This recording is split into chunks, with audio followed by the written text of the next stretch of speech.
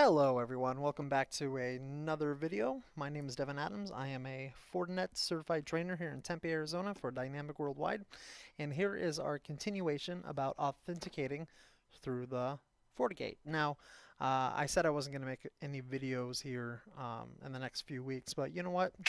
I feel like this one was left undone. We have to at least finish this up. So if you guys remember from the last videos, I can't believe if any of you have watched that. That was so painful. We troubleshot the, the collector agent that was sitting on the domain controller and the FortiGate. Turned out that the firewall went down, and then device identification, not identification, device verification, right, was a little bit wonky. Now remember, that's not that important. Not as much as people actually authenticating in and us getting that whole mapping IP addresses to usernames. So now that that has moved on, the next step is to actually do access control um, based off of firewall policies. So let's go ahead and just really quickly and sorry if I'm a little bit all over the place, but the main goal for this particular video, I'm gonna have to break these up, is to associate OUs, right? Like organizational units or groups from our domain controller with FortiGate groups. That way we can start assigning permissions. So that's going to be our first goal here. Now I've added a couple of other things here, which we'll talk about in just a moment. I'll probably do that for another video. I couldn't get this Android tablet to be any smaller off of the get-go, so I apologize for the phablet there that's taking up half the screen. But anyways, but let's go ahead and pop into our domain controller, and let's see what's going on with our collector agent. All right. Haha, I can't authenticate in my authentication lab. All right, so here we go. Looks like we're already in the FortiGate, and let's see. This is actually just my users here. Let me go down to monitor. Okay, monitor firewall user. There we go. All right, so it looks like right now, Mr. IP Freely, right? If you guys watched my SSL video, VPN, you know who that is.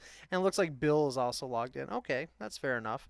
Let's actually see now what the collector agent knows. So that's what the FortiGate knows, and the collector agent knows show logged in users. All right, so it looks like we have, yeah, the same ones. So, um, man, we should get a not verified for that. That's because the machine is off, by the way. And you can adjust that timeout. You do not need to have it 480 minutes. Um, see how it failed to connect, so it's going to stay there until either the device turns back on, right, or it times out. So usually not that big of a deal though. All right, guys, because if a user comes along with that IP address, it's going to go ahead and overwrite Mr. Ian here. That was Ian P. Freely's IP address, as he did right here. All right, but if you guys notice here, the IP address is actually 10.0.3.101. So the collector agent was able to get the IP address beyond what was directly connected to the FortiGate. So that's kind of cool. So something just to keep in mind there. So everything seems to be working just fine. All right, so now this is where I want you guys to pay attention to. You see here where it says the groups that they belong to. So using LDAP, they're recognized as OUs. So we have like we have Ian in the sales department. We have Bill is in the support department, right? I mean, that's great, you know, but the FortiGate by itself doesn't know how to use those OUs. So we have to combine users with FSSO groups in order to start permissions. So let's go ahead and hop back into our FortiGate real briefly here just to show you what I mean. So we have Bill, we have Ian, and no user group. Wah, wah, wah. All right, so let's go ahead and fix that. And this is where the planning stage comes into, ladies and gentlemen, or whomever. You have to really take a hard look. Let me load up my users and computers that I pinned earlier.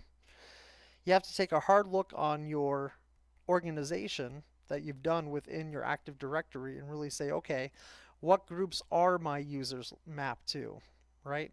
what group associations do I want them in, so on and so forth, because the FortiGate is going to do its sorting. And let me hop back over here to my collector agent. See my group filtering here? All right, so I mentioned earlier, now there's two FortiGates because I had to license it for the other demo there. Let's just pretend that didn't happen. Okay, so you see how this is filtered by the FortiGate?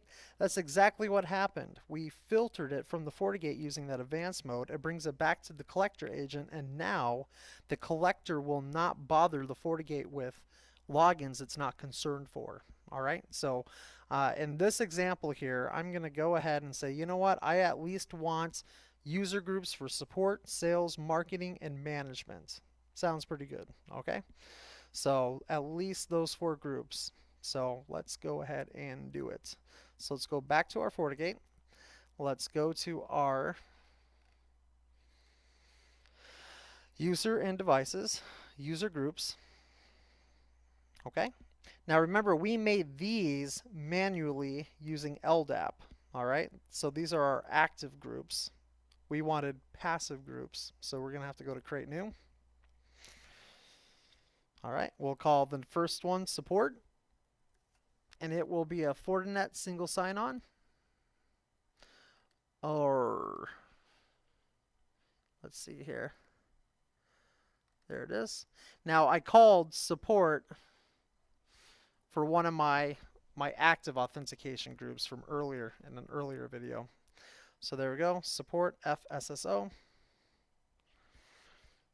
So anyone that logs in that has that group, it's going to be associated now with that firewall group. And actually, let's go ahead and just check that. Wait, where'd it go? Let's go ahead and check that right now, okay? By going to our monitor, by going to our firewall user monitor, I mean right away. You see how Bill is now associated with that group? All right, so, okay. You know what, IP freely, I'm sick of looking at your second IP address. Just get out of my face. All right, there we go. Now let's go ahead and do the rest of the groups, okay guys? So let's go over to our user and devices. Let's go to our user groups. All right, we'll create new. This one will be called Sales FSSO. And we'll have the sales group. Now, where am I getting these? This is what we configured earlier when we were doing the group filterings from the LDAP server and the FSSO single sign-on server. So if that doesn't make sense, definitely go back and take a look at that video or those videos. All right, so here we go. Now we have a marketing. So marketing, let's see, FSSO. The other ones are active. There we are. Okay. And then we also are missing a management FSSO. Fortinet single sign-on. Management. All right, I think that is all of them. Okay, so let's go ahead and do that confirmation one more time by going back to our monitor and going to our, let's see here. There we go. See how they're now associated with groups? All right, and I usually like to do a catch-all group too. Like I know with confidence that there's going to be a domain user group that anyone that's a part of the domain is going to have access to. Now, why would I need that? I don't know. I just like having it. I don't know why. Let's go ahead and see if that was even an option there.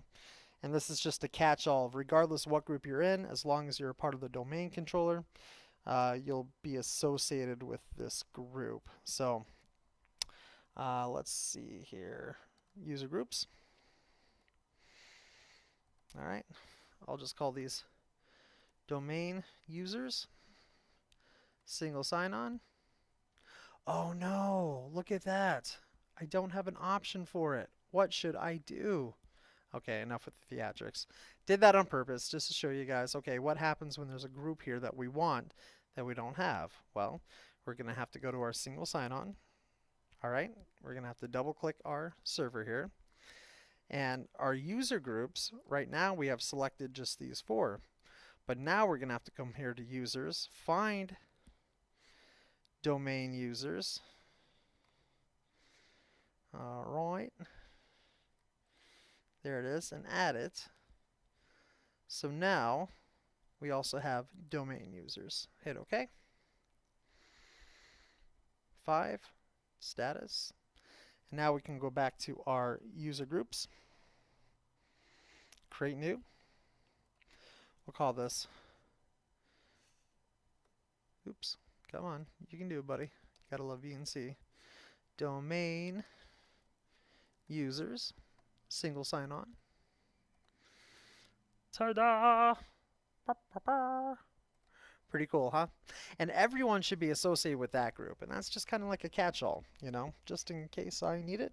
Maybe I'll use it, maybe I won't. Now, in reality, we never put anything into a security profile just because I might use it, right, guys? Just as a little heads up. Yeah, anyways, but in the testing environment, it should be fine. So there you guys go. That's how you make groups. Now, the next video is going to be about associating those groups with different permissions. Now, before I go, there's a word of noting that I have to mention here about the monitoring, right?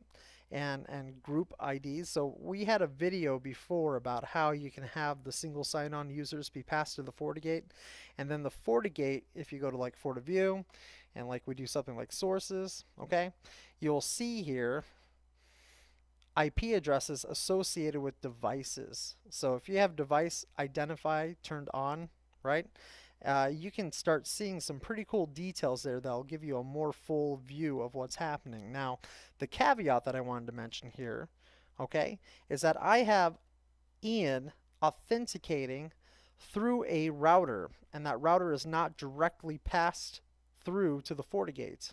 All right, so unfortunately, okay, that MAC address of that router is going to take the first person that's associated with that device, right? And it times out after a certain amount of time. I think it's like 5 minutes of no activity. And then the next person that comes through, it might associate it. But the default gateway of that Wi-Fi router and also the user are still being associated with him. Why? Because of the device right here. Okay, so something to keep in mind. All right, so for example here, if I go to my, let's see here, user and devices, device inventory. So I have this router device, and then IP freely is associated with it. All right, now I have not researched too much about it, how to get around that. And by the way, that was the whole point of me putting in this wannabe pseudo Wi-Fi controller, and this is just another pfSense box that I cloned. But it acts the same way, right? It doesn't broadcast the MAC addresses over. Okay, so the MAC address that you're seeing is actually this MAC address of this interface here, and all the IP addresses that are coming through the FortiGate are only being associated with this MAC address. So you could maybe delete it, ignore it, turn on an alias. I'm actually going to just play around with this and maybe come and check back up on it before we do our firewall rules. So, and also if you have no desire to listen to this, guys, you can hit stop here, obviously. So, but I'm going to go ahead and take this device. I'm going to hit edit. And as you can tell, it did recognize it as a router NAT item, right? And then if you had any additional MAC addresses for additional interfaces, you can associate them, right? You can go ahead and you can make a custom category for those to make special rules for them if you wanted to. But here I'm actually going to call it as my Wi-Fi switch. Now there's an alias to it. See the Wi-Fi switch? And maybe I would just ignore the users coming through. I'm not too sure how to disassociate that, because that's just kind of how the FortiGate works, right? Like this guy was the last one seen on this device, even though it was a NATed device, right? Um, Pretty crazy, huh? So maybe we'll look at different ways that we can maybe solve that. So, and just to kind of show you the unfortunate part about that is now if I go to FortiView and I go to my sources, right, which is showing where everyone's coming from, not only do we have the correct device name now, but now that we know that it's being NATed, not NATed, but it's a layer 3, so those MAC addresses aren't coming through. That's really not his IP address. All right, so let's go ahead and take a look real quickly what happens when a third person comes online. All right, so okay, so let's go ahead and do that by going to our sales device. So here we go. And this is the one that's connected through the wannabe router. So I'm just going to do an IP config, and yep. Oh, look at that. It's actually 101. Wow. Wow. Okay. Okay. Is it because I haven't generated any traffic through it? Let's take a look. I mean, it literally takes everyone that was associated with that IP address. I mean, that MAC address, and associates it with Mr. IP Freely. So, all right, here we go. Now let's hop back over to our FortiGate super quick. Hit refresh. Yeah, look at that. Yeah, pretty crappy, huh? Yeah, yeah. All right, so, and as you can see here, but what happens now if Sir Mix-a-Lot? I have no idea why I typed in Sir Mix-a-Lot. You know, sometimes I try to be funny, it just comes out horribly inappropriate. So, all right, here we go. Let's do let's see here. Let's do drop that packet, which is going to be like my next rap song. Okay, so this is Sally's tablet, by the way. She's connected to the company's Wi-Fi. All right, but there's no authentication happening. And if we go back to the FortiGate now, see how they're all coming over as IP freely because he's the only user, right, that was associated with that MAC address for the Wi-Fi switch. But now I'm curious though, what happens if we kick Mr. IP freely off and we log Paul in? All right, so here we go. So sorry, buddy, you're getting logged off. I swear if it does updates, guys, I'm just quitting my job. All right, here we go. Maybe they share a laptop. Here we go. So Paul was doing some VPNing the other day. Looks like he's watching some Star Wars. Looks like he's working very hard, right, guys? So, all right, we'll let him jam out there on a little YouTube. So, hop back over to our FortiGate. I have too many of these open. See what happened there? Because Paul is the only person that the FortiGate knows that lives beyond that switch, that layer 3 switch or router, it's going to associate every single person with Paul, even though that is the only device that he's really logged in as. All right, so let's try one more thing. Okay, I'm going to boot up this management laptop that's supposed to belong to, jeez, I'm forgetting the make-believe, whoa, the make-believe names. That was so weird, by the way. Okay, come back here, management PC. All right, there we go. So that'll just take a moment to boot. Okay. I'm gonna log in now using Jane. Did I make a Jane? Let me make sure here. Let's see. Let me go back to my domain controller. See who's in management. Okay, it was Jane. All right, so I'm going to log in as Jane and see what happens here with our IP addresses, because hopefully one will come over as Paul, the other one will come over as Jane. I'm not too sure what will happen though when there's two of them known. So, All right. And I might actually hit the pause button so you guys don't have to watch this baking. So I'll be back in just a second. All right, finally booted up. Let's go ahead and log in, but this time as Jane. See, it's her laptop that she normally has when she's connected directly here. So here we go. She should log in. Now I actually might need to do something here because I did set up that DHCP server. I think it's actually using something other than the domain controller's IP address for DNS. So let me just change that real quick. It's kind of outside the scope of what we're doing. Ah. Alright, no big deal. No biggie. Ooh. See? There are currently no log in servers available to do this. Oh, that sucks. I guess she's stuck. Alright. So guys, honestly, I'm gonna have to cheat here. I'm so sorry. So this is when we yell at Jane. We're like, Jane, get your laptop back over here. Plug it into the network.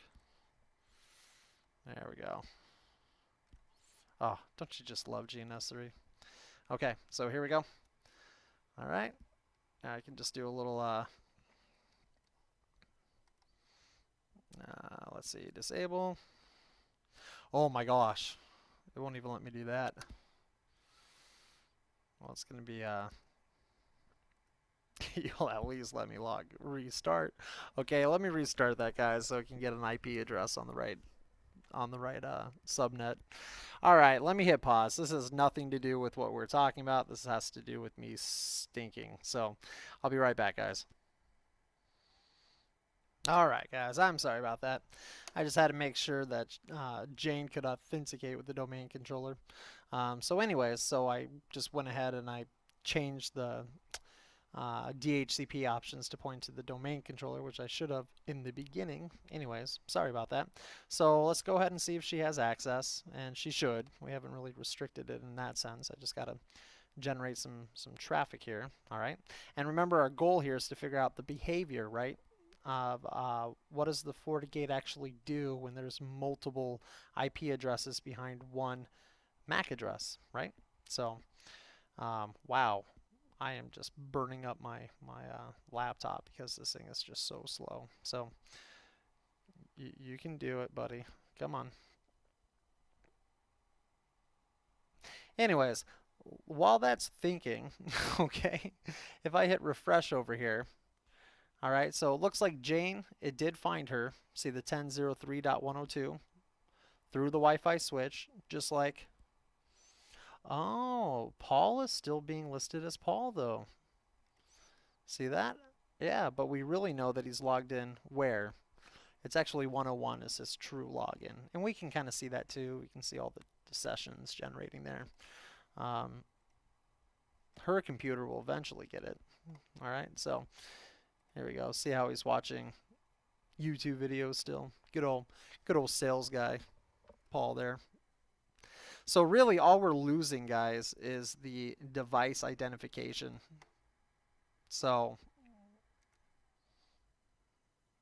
oh, look at that. Jane. Do you see what happened there, guys? All right.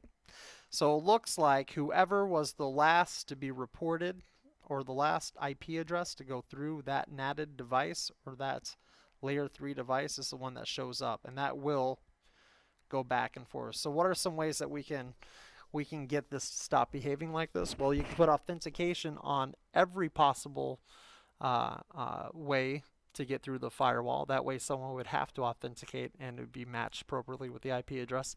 You still would not see what devices they were on though. That's just the nature of of networking, right guys? The MAC address is ripped off. Now, I might have to do this for a separate video because, you know, I always say I'm going to be short and I never am. But the FortiClient is another way that you can go ahead and get device registration beyond what's directly connected to the FortiGate. So I'm going to stop it there, guys. I just wanted to add in that little bonus in case you're using device identification and you had some kind of layer 3 switch or router after the FortiGate. It just simply doesn't work for device identification, but it still does work for authentication. So that's what our next video is going to be. It's going to be authenticating through the firewall in the particular groups. So I hope you enjoyed this video, and guys, I will see you in just a few moments.